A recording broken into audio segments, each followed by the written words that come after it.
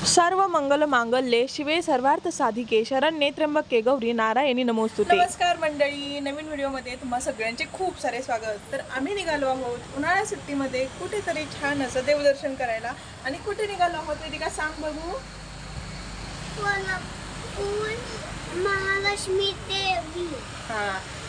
कोल्हापूरची महालक्ष्मी देवी आई, तर यांचं दर्शन घ्यायला निघालोय आणि फर्स्ट टाइम जातोय। सो आमचा संपूर्ण प्रवास तुम्ही कंटिन्यू बघत राहा। चला, तर आम्ही आता वेदिका छान अशी तयार झाली आहे आणि देवीला चाललोय म्हटल्यावर मी सुद्धा साडी वेअर केली। आता पहिल्यांदाच प्रवासात साडी नेसते। मी जास्त कधी साडी नेसत नाही, पण आज नेसली। म्हटलं देवी आईला निघाले तर साडी नेसून गेलं पाहिजे, बरं वाटतं। चला तुम्ही पण आमच्यासोबत बसने प्रवास करूयात कोल्हापूर महालक्ष्मी आईच्या दर्शनासाठी। तर वाई पाचवड म्हणजे पुण्यावरून बस आली होती, तर आम्हाला डायरेक्ट कोल्हापूर बस मिळालेली आणि आम्ही डायरेक्ट कोल्हापूरचंच तिकीट काढलं। माझा वनफोर आहे आणि यांची वेदिकाचं तर हाफ तिकीट घेतलं आणि यांचं तर फुल तिकीट, असं आमचे तिकीट निघाली। गोलू छोटा आहे, त्याचं तर नाही तिकीट घेतलं।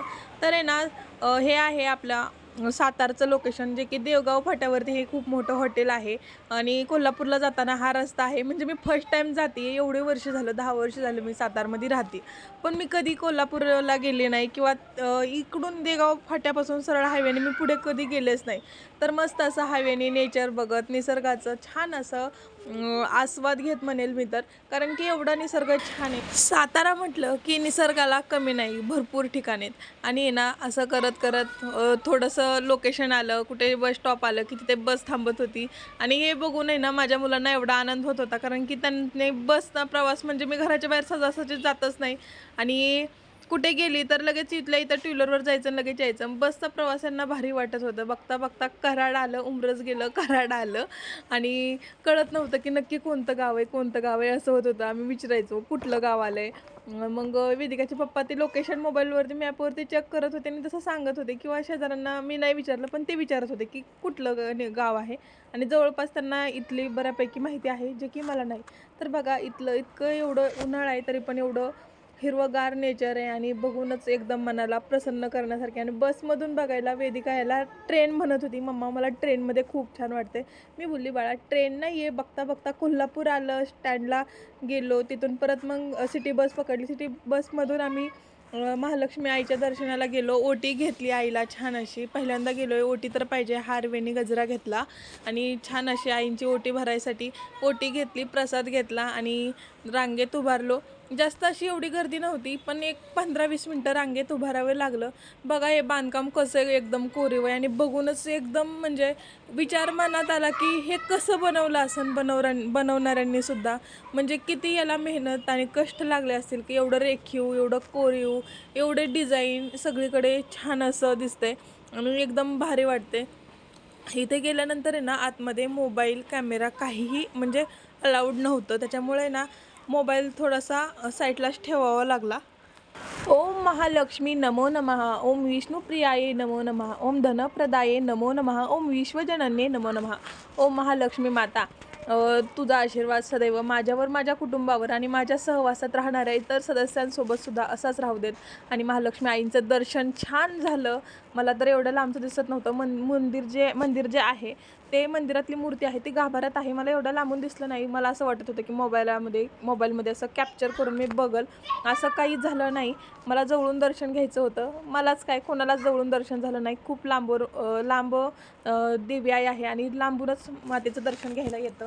पुजारी काकांनी ना जे काही ओटीचं सामान होतं ते देवी आईंना दिले आणि मला प्रसाद, हळदी कुंकू आणि त्यांनी नारळ वापस दिला। तर ते नारळचं काय करायचं मला तिथे विचारायचंही कोणाच्या लक्षात नाही आलं। मी तसंच घरी घेऊन आले, कारण की नारळ त्यांनी रिटर्न दिलं आणि जी साडी ओटी दिली ती साडीची, तर ती आईला ठेवली। तर आहे ना बाहेर आलो, लाडूचा प्रसाद घेतला। लाडूचा प्रसाद 10 रुपयाला एक असा लाडू होता आणि ते बघून वेदिका, तिला स्पायडरमॅन घ्यायचं होतं, खूप मोठी स्पायडरमॅन होतं ते, 500 रुपये किंमत होती आणि काय नाही, फक्त प्लॅस्टिक आहे आणि घरात आणून ठेवायचं एवढं मात्र त्याचं आहे। तर तिने घेतलं छोटंसं, मग परत नंतरच्याला आणि हळदी कुंकू आईच्या दरबारात गेले म्हटल्यावर हळदी कुंकू आणायला पाहिजे, म्हणून आहे ना हळदी कुंकूसुद्धा आणलं मी, पावशेर हळदी कुंकू घेऊन आले। आणि मुलांना असं खाण्यासाठी काय तर मग प्रसाद म्हणून कलाकंद पेढा, अजून दुसरा येलो कलरचा एक पेढा सातरेकंदी, तो एक पेढा आणि आपला लाडूचा जो प्रसाद आहे, तर 10 रुपयाला एक असा लाडूचा प्रसाद आहे। तर ते सुद्धा घेऊन आली आणि आईसाहेबांचं दर्शन घेतलं. इथे आले दत्तांचं मंदिरसुद्धा आहे, दत्त महाराज आहेत. तर दत्त महाराजांच्या मंदिराला कुलूप लावलं होतं. मग बाहेरूनच दत्त महाराजांची आतमध्ये मूर्ती होती, दर्शन नाही घेता आलं. मग दत्त महाराजांच्या पादुकांचं आणि दत्तात्रयांचं बाहेरून दर्शन घेतलं आणि तिथेच बाहेर पेढेवाले बसले होते.